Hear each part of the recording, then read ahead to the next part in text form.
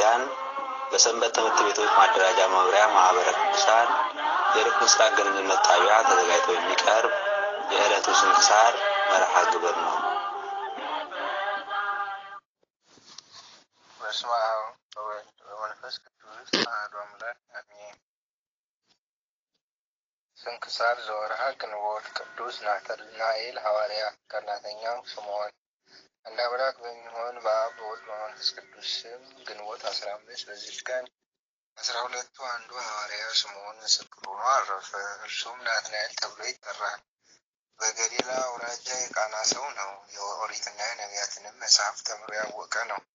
መንፈሳዊ ቅናትም በውስጡ አለበት። ስለዚህም ቀናኢ ተባለ። እርሱም ንጹሕ ፊት አይቶ የማያዳላ በሃይማኖቱ እውነተኛ ነው። ስለዚህም ፊልጶስ ስለ እርሱ ሙሴ የጻፈለትን የዮሴፍ ልጅ የሚሉትን የናዝሬቱን ክርስቶስን አገኘነው ባለ ጊዜ ከናዝሬት ደግ ሰው ሊወጣ ይቻላልን አለው እንጂ አላደላላትም። ፊልጶስም ተይዘን ና አለው። በመጣም ጊዜ የክብር ባለቤት ጌታችን ይህ ልቡ ሽንገላ የሌለበት እውነተኛ እስራኤላዊ ነው አለው። አሁንም ምስጋና ወደ መቀበል አልተመለሰም። በየት ታውቀኛለህ አለው እንጂ ልብና ኩላሊትን የሚመረምር ጌታችንም ፊልጶስ ሳይጠራ በፊት በበለስ እንጨት ስር አየሁ አለው። ያን ጊዜም የተሰወረውን የሚያውቅ አምላክ መሆኑን ተረድቶ ጌታዬና ፈጣሪ በእውነት አንተ የእግዚአብሔር ልጅ የእስራኤልም ንጉሥ ነህ አለው። እንደ አይሁድ መምህራንም አልተቃወመም። እነርሱ ከዚህ የሚበልጥ ድንቅ ተአምራትንና ኃይሎችን አይተው ለእውነት አልተገዙምና ስለ እርሱ እንዲህ ተብሏል። ጎልማሳ ሆኖ ሳለ ከአሕዛብ ወገን ከሆነ ጎልማሳ ጋር ተጣልቶ አንዲት ዓመታትን መትቶ ገደለው። በቤቱ አጸድም ባለ ጸበለስ በስሩ ቀበረው። ይህንንም ማንም አላወቀበትም። ሁለተኛም በሕፃናት እልቂት ጊዜ እናቱ በአገልግል ውስጥ አድርጋ በበለስ እንጨት ላይ ሰቅላት የሸሸገው እንደነበር በቸልታም አውርዳ አጥብታ መልሳ ትሰቅለዋለች። የመከራውም ጊዜ ጸጥ እስካለ ድረስ እንዲህ ታደርግ ነበር። መድኃኒታችንም በምልክት ከእርሱ የሆነውን በገለጠለት ጊዜ የተሰወረውን የሚያውቅ ሁሉን የሚመረምር በእውነት የእግዚአብሔር ልጅ እንደሆነ ተረዳ። ያን ጊዜም ራሱን ዝቅ አድርጎ ለመድኃኒታችን ተገዛለት። ከዚያችም ሰዓት ጀምሮ ተከተለው። ከ12 ሐዋርያትም ጋር ተቆጠረ። አጽናኝ የሆነ መንፈስ ቅዱስን ጸጋ በተቀበለ ጊዜ የአገሩ ሁሉ ቋንቋ ተገለጠለት። መለኮታዊ ምስጢርንም አወቀ። ወደ ኮጂ አገርና ወደ ልጂ ከተማ ከሃዲያን በድንቁርና ወደሚኖሩበት ሁሉ ገብቶ የሃይማኖትን ብርሃን አበራላቸው። ከተራቃቂዎችም እና ከሰነፎች ብዙዎችን መልሶ በክብር ባለቤት ክርስቶስ ሃይማኖትን ልባቸውን አበራላቸው። የክርስትና ጥምቀትንም አጥምቆ ነጣቂዎች ተኩላ የነበሩትን የዋሃን በጎች አደረጋቸው። ሁለተኛም ወደ ሌሎች የከሃዲያን አገሮች ወደ በራንቲያ ደሴትም ሂዶ በውስጣቸው ሰበከ። ይዘውም ጽኑ ሥቃይን አሰቃዩት። እርሱ ግን ኃይልና ብርታትን ተጨመረ።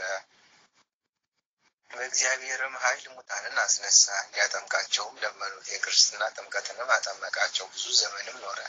ከዚህ በኋላ ከሃዲያን ይዘው በእንጨት ላይ ሰቀሉት። በዚህም ምስክርነቱን ፈጽሞ ከወንድሞቹ ከሐዋርያት ጋር የማይጠፋ መንግስትን ወረሰ። ለእግዚአብሔር ምስጋና ይሁን። እኛንም በከበረ ሐዋርያ ጸሎት ይማረን። ለሁላችን የክርስቲያን ወገኖች በረከት ትድረሰን ለዘላለሙ አሜን። በዚህች ዕለት በላይኛው ግብጽ ውስጥ በደንዳራ ከተማ 400 ሰዎች በሰማዕትነት አረፉ። ብዙ ስቃይንም ሲያሰቃያቸው ከኖሩ በኋላ የምስክርነታቸው ፍጻሜ በዲዮቅልጥያኖስ ዘመነ መንግስት መጨረሻ ራስን በመቁረጥ ሆነ። በረከታቸው ከእኛ ጋር ለዘላለሙ ትኑር አሜን።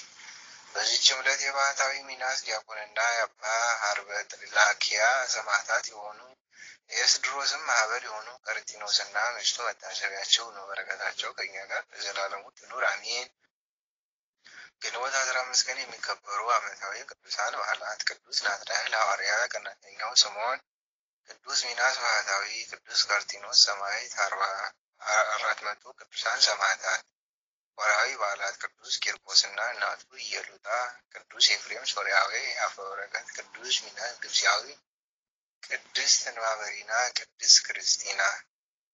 ጌታ ኢየሱስ ናትናኤልን ወደ እርሱ ሲመጣ አይቶ ስለ እርሱ ተንኮል የሌለበት በእውነት የእስራኤል ሰው እንሆ አለ። ናትናኤልም ከወዴት ታውቀኛለህ አለው። ጌታ ኢየሱስም መልሶ ፊልጶስ ሳይጠራ ከበለስ በታች ሳለ አየሁህ አለው። ናትናኤልም መልሶ መምህር ሆይ አንተ የእግዚአብሔር ልጅ ነህ፣ አንተ የእስራኤል ንጉሥ ነህ አለው። የዮሐንስ ወንጌል ምዕራፍ 1 ከቁጥር 48 እስከ 50።